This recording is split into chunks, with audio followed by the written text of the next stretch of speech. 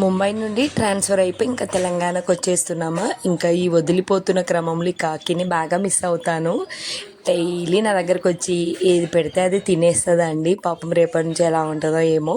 ముందు రోజే నైట్ ఇంకా ఫ్రిడ్జ్ అంతా నీట్గా చేసుకున్నాను.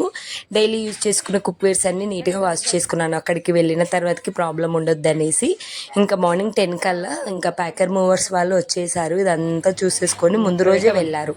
సో ముందు రోజే వాళ్ళు బిల్స్ అని మనకి అంటే ఎస్టిమేషన్ బిల్లు ఉంటుంది. నెక్స్ట్ వచ్చేసి సామాన్ అంతా చూసుకొని ఎంత వెహికల్ అనేసి అన్నీ వెళ్ళారు. ఇంకా వాళ్ళు వచ్చేదే లేట్ అండి, గబగబా అన్నీ. ఇంకా ఫస్ట్ అయితే గ్యాస్ కనెక్షన్ తీపిచ్చామన్నాం కదా, ఇంకా గ్యాస్ ఎంత నీట్గా ప్యాక్ చేస్తారంటే ఇక్కడ కొంచెం కూడా బ్రేక్ అవ్వకుండా ఇక్కడ రోలు కూడా చూస్తారు కదా, చిన్న చిన్న రోలు కూడా ప్యాకింగ్. నెక్స్ట్ గ్లాస్ ఐటమ్స్ ఎప్పుడు కూడా ఇలా బబుల్ వ్రాప్తో చేసేయండి. తర్వాతకి మళ్ళీ అట్ట ముక్కతోటి పెట్టేస్తే అస్సలు పగలదు.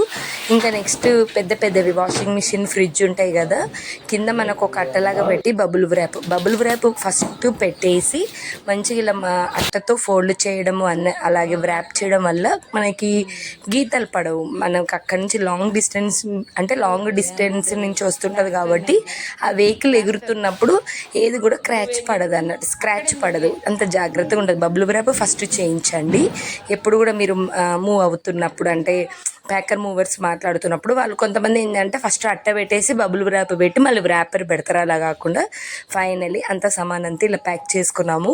ఊరికే తిరుగుతున్నప్పుడు ఇంత సామాన్తో కూడా తిరగొద్దు అనిపించింది. అనవసరంగా ఇంత సామాన్ పెట్టేసుకొని ట్రాన్స్ఫర్స్ అవుతున్న వాళ్ళు ఎక్కువ సామాన్ పెట్టేసుకోకండి. అనవసరంగా ఇక్కడికి వచ్చినప్పుడు మాకు కూడా తెలియదు, ముంబైలో ఒక్క సెల్ఫ్ కూడా ఉండదు. ఇంత లగేజ్ తీసుకొని రాకుండా ఉండాల్సింది. బట్ చాలా ప్రాబ్లం అయింది. అంటే అసలు ఓపెన్ కూడా చేయలేదు అన్నట్టు ఈ 3-4 ఇయర్స్లో. ఇంకా మొత్తానికైతే ప్యాకర్ మూవర్స్ మొత్తం ఈ బాక్స్లో అయితే ఇక్కడ వర్షాలు ముంబైలో కంటిన్యూగా వస్తాయి కాబట్టి ఓపెన్ ఉండకుండా ఇలా బాక్స్లో నుంచి తీసుకొని